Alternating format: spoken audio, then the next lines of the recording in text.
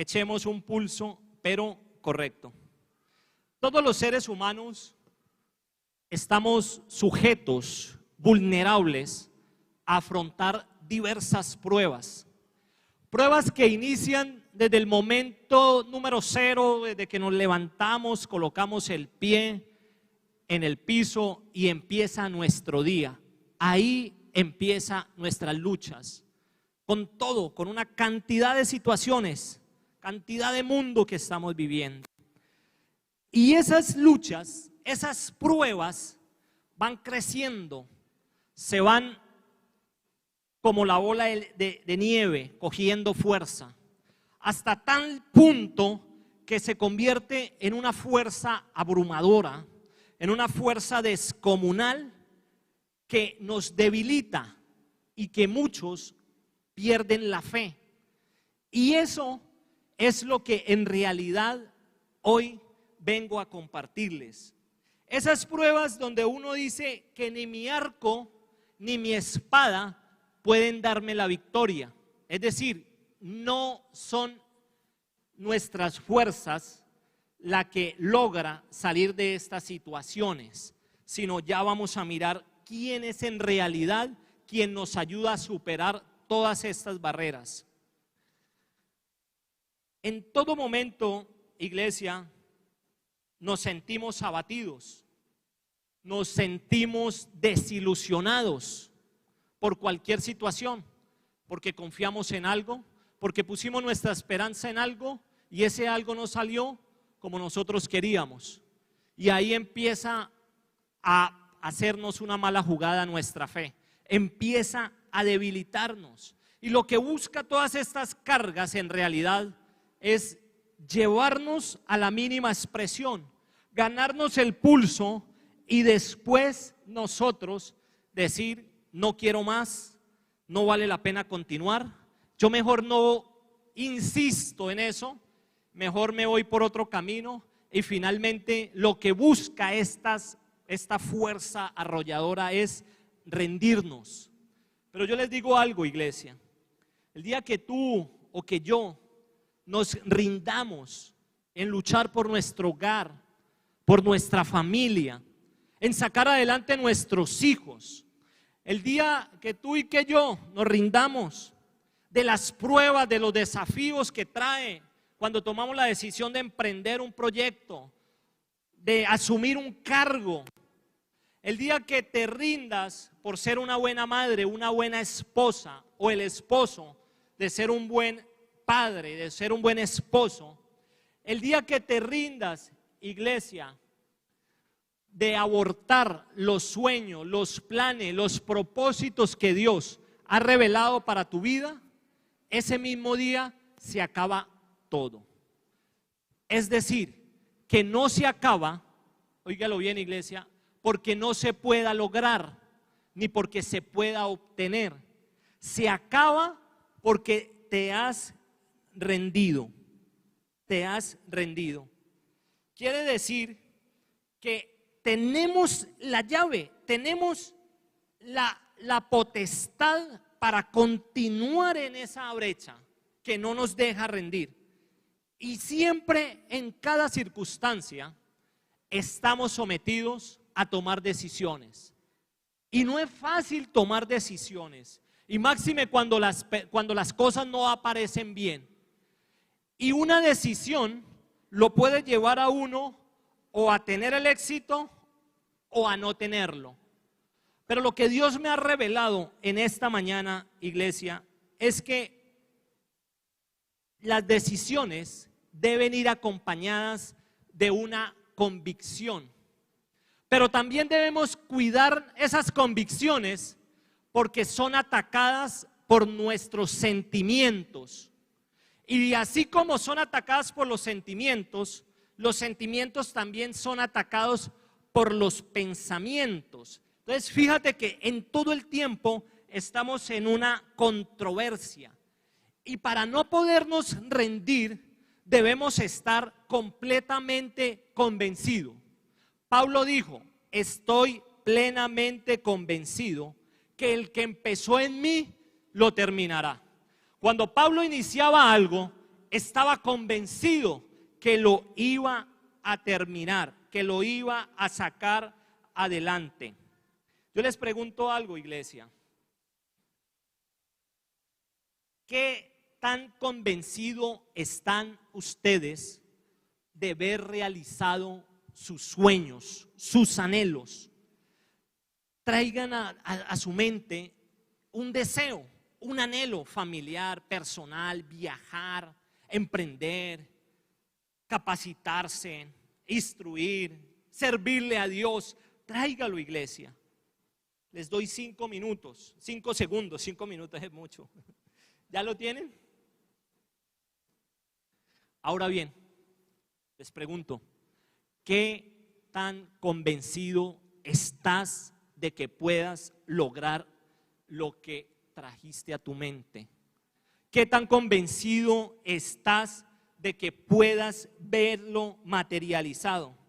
Porque si no estás convencido, no lo vas a lograr. Si no estás convencido, que te vas a dar por vencido, perderás el pulso. Mucha gente que está muerta en vida tuvieron grandes revelaciones, grandes sueños, grandes aspiraciones, pero muy pocas realizaciones, porque no estuvieron convencidos. Y el éxito, lo acertado, es que lo que podamos imaginar, soñar, lo trabajemos, nos esforcemos hasta verlo materializado. De lo contrario, solo se nos va en ilusiones y no nos convencimos nosotros que lo vamos a poder lograr. Y si no estamos convencidos, ¿cómo vamos a pretender convencer a quienes por el camino vamos a utilizar como soporte, como ayuda, como equipo para poder ver materializado esos sueños? Entonces, cuando yo estoy convencido de eso, yo profeso una convicción hacia el amor de Dios.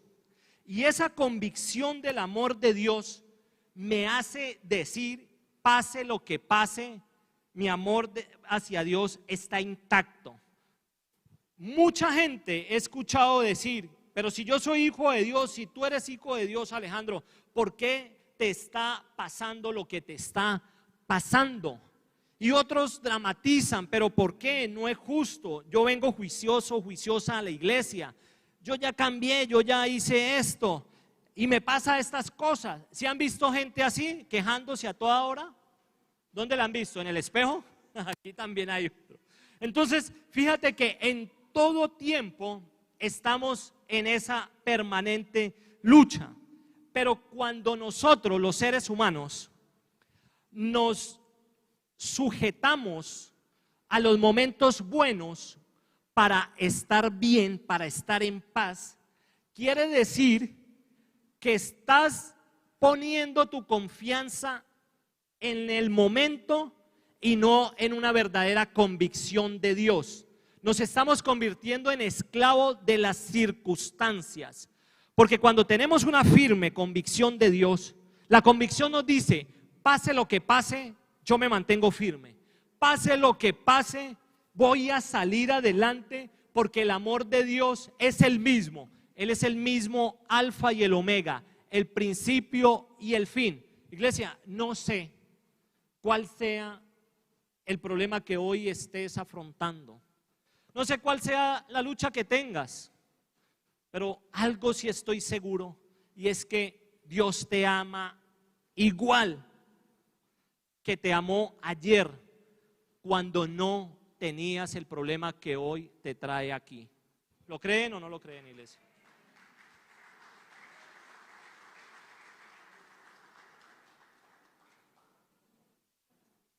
Porque la convicción es mía, porque las promesas es de Dios. Y si Dios me ha prometido que me va a levantar, que me va a restaurar, que me va a bendecir, quiere decir que me va a sostener en el presente, porque Él no es hijo de hombre para mentir. En Él las promesas son sí y solo sí. Entonces ahí vamos mirando cómo vamos gestando y vamos mirando en realidad cómo es la lucha que tenemos, el pulso que nos vamos a echar, iglesia, en este momento, Dios me ha revelado 3 aspectos fundamentales. Y me los ha revelado producto de muchas situaciones que he tenido que vivir en los últimos tiempos. Y les voy a decir algo, iglesia. Si ustedes toman atenta nota a lo que Dios va a hablar, téngalo por seguro que lo que Dios ha hecho en mi vida, de sacarme, también lo va a hacer con cualquiera de los que estamos aquí, con cualquiera de las personas que nos están viendo a través de las diferentes redes sociales. Porque es el mismo Dios, el que no cambia. El hombre cambia, las circunstancias cambian, pero lo único que no puede cambiar es la convicción del amor que nosotros tengamos hacia Dios. Entonces, tomemos atenta nota, iglesia. Número 1 de esos 3 aspectos: identificar el rival. Y dice la palabra en Efesios 6, 12, 13, dice: porque nuestra lucha no es contra seres humanos, sino contra poderes, contra autoridades, contra potestades que dominan este mundo de tinieblas, contra fuerzas espirituales malignas en las regiones celestiales. Echar un pulso, iglesia, es una prueba de fuerza de 2 partes, donde uno va a salir victorioso y el otro va a salir vencido. Pero en esta mañana, iglesia, el mensaje no va dirigido, ni es lo que quiero significar, porque eso no fue lo que Dios me reveló. Lo que Dios me reveló es que el pulso no es contra la persona, es contra potestades, contra principados que gobiernan este mundo. Entonces, cuando nosotros logramos identificar con quién es nuestra lucha, empezamos a ¿qué? Armar una estrategia de ataque. Porque si no tenemos claro con quién es que debemos echarnos el pulso, por eso les coloqué un pulso pero correcto, resultamos echándonos un pulso en nuestro hogar, con nuestras esposas, con nuestros hijos porque no hicieron caso, o ustedes con nosotros, las mujeres hacia los hombres, porque hicimos algo que no les gustó y porque reiteradamente la conducta se vuelve reiterativa. Y por más que ustedes nos digan, nosotros no cambiamos, y ahí empiezan los problemas. Si no tengo claro, empiezo a echarme un pulso con la persona incorrecta en mi trabajo, en mi equipo de trabajo, con el que parqueo en mi zona, con el que me lavó el parabrisas aún viendo que acababa de salir del lavadero, que el carro estaba limpio, con mis padres, con mis hermanos que no nos hablamos porque me hizo algo, porque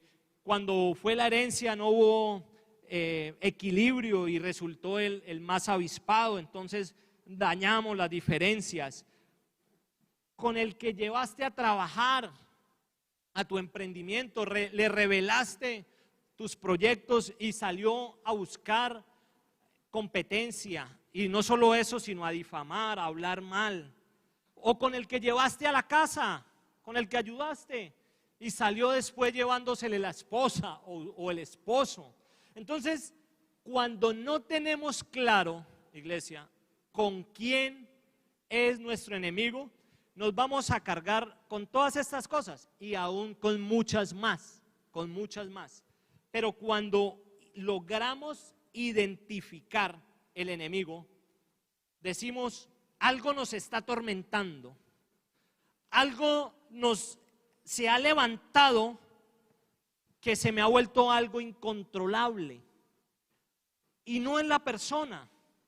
Y ese algo, iglesia, se puede llamar desesperanza, se puede llamar drogadicción, se puede llamar alcoholismo, se puede llamar enfermedad, se puede llamar arrebatos de ira, se puede llamar falta de perdón, se puede llamar situaciones que nos roban la paz, se puede llamar baja estima cuando no tenemos pensado eso. Drogadicción, arrebatos de ira, falta de perdón, inseguridades, desobediencia, juegos de azar, bueno, en fin. Pero como la palabra de Dios ya nos dice que no es contra personas, ¿sí?, sino contra potestades, empezamos a armar una estrategia de ataque hacia esa lucha. Cuando un partido de fútbol en un campeonato se va a enfrentar con su rival, ¿qué es lo primero que hacen? Identificar al rival. Entonces identifican sus estrategias tanto de ataque como de defensa. Identifican cuáles son sus goleadores, los jugadores de más asistencia tengan.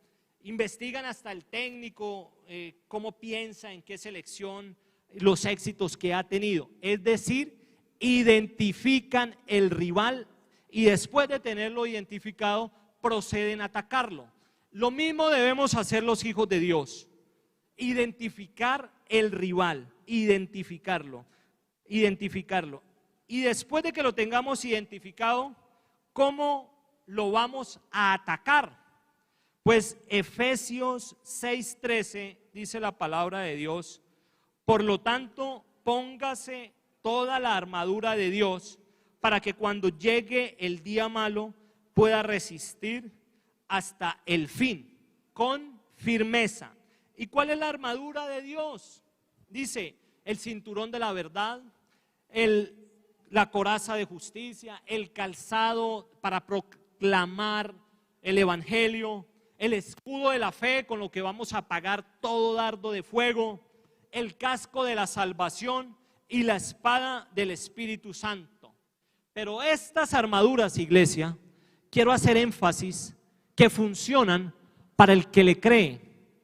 Si ustedes le dicen al inconverso, al que no conoce, no, es que mis armaduras, mi fortaleza está en la palabra, está en Efesios, y me voy a poner las armaduras para hacerle frente a toda artimaña, pues muy seguramente se le van a burlar.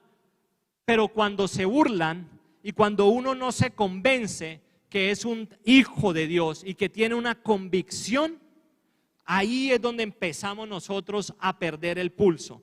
Pero cuando estamos completamente convencidos, es cuando en realidad decimos, pase lo que pase, yo me revisto de la armadura de Dios y por ende voy a generar tranquilidad a todo mi entorno, a todo mi equipo, a toda mi familia, porque estoy haciendo las cosas no como el mundo me las está diciendo, sino como Dios en realidad quiere que la hagamos.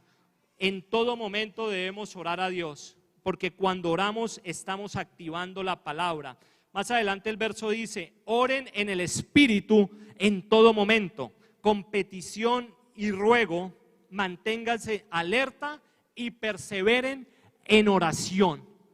Alerta debemos permanecer porque tenemos un enemigo real.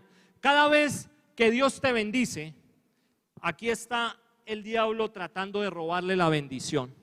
Cada vez que tú te levantas a predicar, a hacer las cosas bien, te pone una lucha.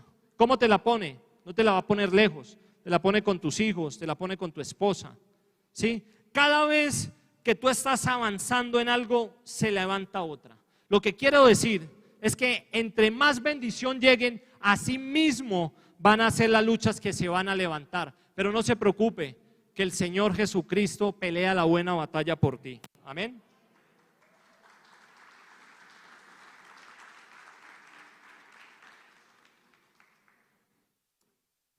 Número 2, iglesia. Debemos sacrificarnos. No se ve bien. Debemos sacrificarnos.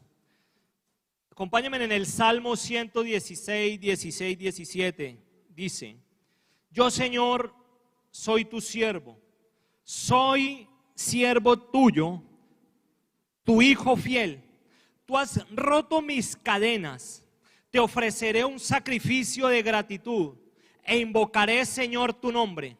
En medio de cada proceso, iglesia, hay un sacrificio, pero esos sacrificios dan un fruto. Por eso esos frutos se viven en medio del dolor. Y lo que más me gusta del fruto del sacrificio es que tiene el poder, oígalo bien, para borrar lo que produjo el proceso. Muchas veces queremos abandonar el proceso porque es doloroso. Pero les digo algo, iglesia, si alguien de los que estamos aquí queremos en realidad experimentar el verdadero éxito genuino en la familia, en el ministerio, en las relaciones interpersonales, en tu negocio, en tu proyecto, debemos aprender a lidiar con el dolor. Y el dolor que trae ese sacrificio, aunque es doloroso, no es para sufrir, sino para surgir. Óigalo bien, para surgir. Si no tuvieras que experimentar una situación dolorosa, muy seguramente no sacrificarías nada. ¿Es así o no? A nadie nos gusta el dolor, pero es necesario, porque el dolor te va a llevar a hacer cosas que nunca antes lo habían imaginado, ni creía que lo iba a hacer. Yo he pasado momentos dolorosos en mi vida y uno de esos, le doy gracias a Dios porque aquí me tiene, hoy compartiendo la palabra de Dios. Ese dolor me sirvió para arrepentirme. Qué bueno eso, porque cuando te duele, no vuelves a ser la misma persona, no vas a volver a maltratar a tu esposa o la esposa al esposo. Cuando te duele algo, no vas a cometer los mismos improperios, no vas a volver a cometer las mismas injusticias. Cuando te duele algo, no vuelves a ser la misma persona. ¿Cómo me duele haberme equivocado? Pero dele gracias a Dios por esa equivocación, porque gracias a Dios, gracias a esa equivocación, Dios te tiene hoy acá plantado, Dios te tiene acá sentada. Dios, gracias a esa equivocación, ya no volviste a ser la misma mujer ni el mismo hombre que era antes. No le tengas miedo al dolor, iglesia. El dolor va a sacar de ti la mejor versión, la mejor fe, el mejor carácter. Siempre hay un umbral superior para las personas que pasan esos momentos dolorosos. Nunca se vuelve a ser la misma persona. Iglesia, les quiero preguntar algo. ¿Qué van a hacer ustedes con el dolor que hoy están sintiendo? No sé cuál sea, físico, espiritual, sentimental, no sé. Pero lo que quiero decir es que si van a capitalizar este dolor para sacrificarse, salir de eso y ser una mejor versión, o lo van a utilizar para seguir convirtiéndonos en las víctimas y seguir generando pesar. Tenemos la llave para hacerlo. O voy a empezar a enfrentar mis temores, o voy a empezar a hacer algo en la vida que había postergado. Un sacrificio es eso, hacer algo que nunca antes lo habían hecho. Pero el dolor no es el final, iglesia, es el inicio de una nueva temporada. Lo decía anteriormente, el dolor te hace, te pule, te lleva y siempre trae detrás de eso algo bueno. Una mamita cuando va a dar a luz se somete a un proceso durante los 9 meses, a un sacrificio, pero cuando ve los frutos de ese sacrificio y se lo ponen aquí en sus brazos, inmediatamente el dolor disipa al ver la ternura de ese bebé. ¿Es así o no? Y les voy a poner otro ejemplo, iglesia. Cuando alguien va al médico, no la pongamos tan catastrófica, pongámosla algo suave, por un dolor de espalda. Y resulta que el médico le dice, tiene una carnosidad en un disco, una hernia discal, y tienes que bajar de peso, tienes que someterte a una dieta, a unos ejercicios, a modificar tus hábitos alimenticios. Ese sacrificio va a hacer que el dolor desaparezca después. y ya no vas a volver a ser la misma persona. A ese dolor es que me estoy refiriendo. No dejes de amar el sacrificio, iglesia, porque Él te va a ayudar a evitar el sufrimiento. Lo que sacrifiques hoy te va a ayudar el sufrimiento del mañana. Una cosa es que algo te venza, iglesia, y otra muy diferente es que te des por vencido. Y si tú no te das por vencido en los sacrificios que estás haciendo para mejorar, para alcanzar, tampoco el diablo te va a vencer, porque Cristo lo venció por ti hace más de 2000 años en la cruz del Calvario. ¿Ven?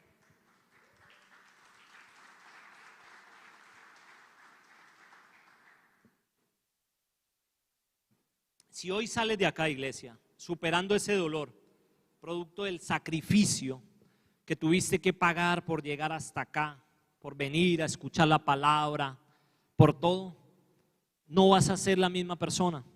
Me acuerdo cuando iniciamos en la iglesia, siempre era un sacrificio venir con mi esposa, con mis hijos. Era una lucha incansable, siempre el enemigo se levantaba con contiendas, pero nunca me vencí. Por más que quería, nunca el enemigo me pudo ganar el pulso. Me doblegó. Pero siempre iba a la presencia de Dios. Y hoy ya no tengo esas luchas, hoy ya las superé. Hoy hay otras luchas, porque todos los días estamos en esas. Pero como yo ya sé que la lucha no es contra personas, sino contra potestades y principados, yo ya sé cómo atacarlo. Y cuando nosotros tenemos claro eso, al final de cualquier suceso, podemos hacer un inventario de todo el año. Hagan un inventario rápidamente de todas las luchas que han tenido que soportar. Y me dirán si no las han ganado todas. Todas las han ganado. Porque el pulso que te estás echando, Dios está ahí siempre ayudándote. Te podrán doblegar, te podrán quebrantar, pero nunca te podrán partir. Nunca te podrán partir, porque Dios está por encima de cualquier circunstancia, iglesia. Y eso tengámoslo absolutamente claro. Número 3. Se gana en las fuerzas de Dios. ¿Cómo dice el título? Un pulso correcto no se gana en las fuerzas de nosotros, porque no tenemos la fortaleza para hacerlo, porque somos seres limitados, porque no fuimos diseñados para afrontar situaciones catastróficas. Pero si apelamos a las fuerzas de Dios, hay una rotunda victoria. Lo que durante años has tratado por tus propias fuerzas de conquistar, de derribar, de poder conquistar y no lo ha hecho, apélalo a las fuerzas de Dios y sin duda vas a ver la victoria. El Señor se le presenta a Gedeón, iglesia. Envía a su ángel y le dice: ve donde Gedeón y dile que él es el escogido para que haga estragos a sus enemigos de Israel y de esa manera traiga la victoria. Y Gedeón, cuando le llega la presencia del ángel, no creía, porque él mismo decía que él era el más chiquito, el más insignificante de todos, que él no tenía las fuerzas para hacerlo.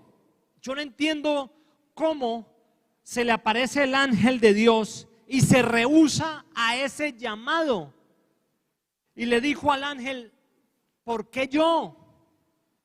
Y el ángel le dice: porque tú eres el escogido. Dios te escogió para hacer cosas grandes con el pueblo de Israel, para que traigas la victoria al pueblo. Yo no puedo entender cómo muchas personas, después de leer la Biblia, después de recibir sus promesas, después de saber que por encima de las fuerzas de ellos está Dios, aún siguen dudando. Muchos dicen, yo creo en Dios. Claro, todo el mundo cree en Dios. Pero otra pregunta muy diferente es, ¿le cree a Dios? Si Dios te dice que te va a sacar de esa enfermedad, aun cuando el médico, la ciencia dice no hay nada que hacer, ¿será que le vas a creer? ¿O vas a decir, yo creo en Dios, pero hasta allá yo no creo que llegue? Si Dios te dice, no hay condenación para los que están unidos en Cristo, y tienes 3 sentencias que lo condenan, ¿será que le vas a creer a Dios? Si Dios te dice, ya no hay nada que hacer, ya tienes que hacer esto, ya tienes que hacer lo otro, has quedado en vergüenza, Dios dice, yo empiezo, porque todas las cosas son nuevas en Cristo. Entonces, ¿le vamos a creer a las promesas o le vamos a creer a las circunstancias? Gedeón no le estaba creyendo, y aún que su nombre representa el guerrero. Donde él iba le decían, ahí va el guerrero, ahí va el valiente, y él no creía, él no creía. Él decía, pero ¿por qué a mí? Si yo soy el más pequeño de la familia, yo soy el más insignificante. En Israel hay familia más próspera, gente más capacitada, pero ¿por qué me escogen a mí, el de la familia de Manasés? Porque Dios tenía un plan perfecto con Gedeón.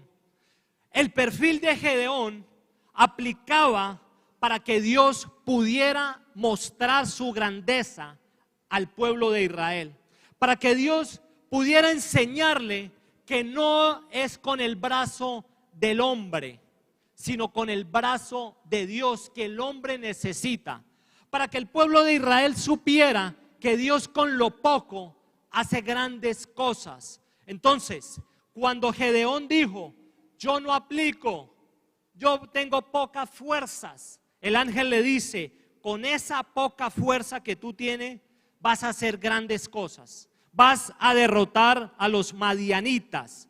Y él decía, pero ¿cuál fuerza? La que tienes por dentro, la que no ve, pero que en los próximos días será revelado.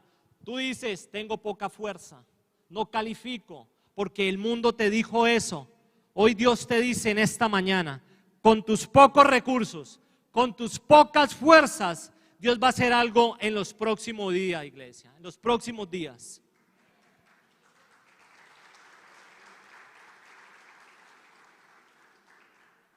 Gedeón se enfocaba en lo que él era, en lo que él representaba, pero también en lo que él consideraba que era, y no consideraba en lo que podía llegar a ser.